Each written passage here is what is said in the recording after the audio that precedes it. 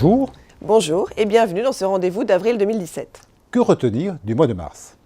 Les statistiques d'activité continuent de montrer que l'économie mondiale se porte bien.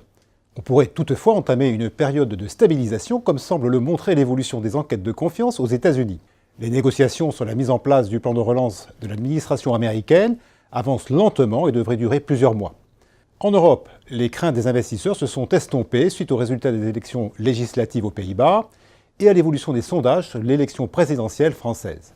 L'indice Eurostoxx enregistre une hausse de 5% sur le mois et rattrape une partie de son retard sur le marché américain depuis le début de l'année. Le marché des emprunts d'État de la zone euro recule de 0,46% sur le mois.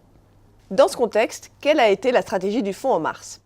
Alors que les indicateurs d'activité amorcent une stabilisation et que le programme de relance américain ne devrait pas démarrer avant plusieurs mois, nous avons continué de réduire le poids des actifs risqués qui passe de 54 à 51%.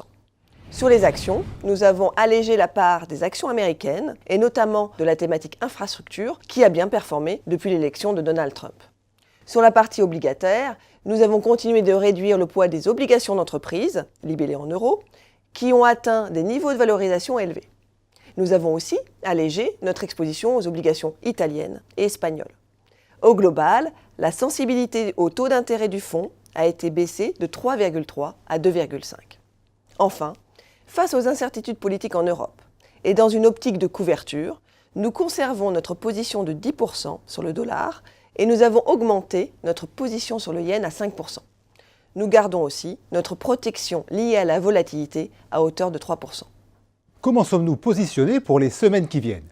La phase d'accélération de la croissance pourrait marquer une pause aux États-Unis sans altérer notre scénario d'amélioration de la croissance mondiale en 2017. Nous adoptons une vue un peu plus prudente à court terme. La composante action, 35% du portefeuille, reste principalement investie sur les pays développés. Nous avons renforcé les actions allemandes qui pourraient bénéficier d'un potentiel de rattrapage passé les élections françaises. Le portefeuille détient 45% d'obligations, la moitié en obligations d'État, obligations souveraines de la zone euro, obligations émergentes et obligations du Trésor américain. L'autre moitié en obligations d'entreprise, principalement américaines.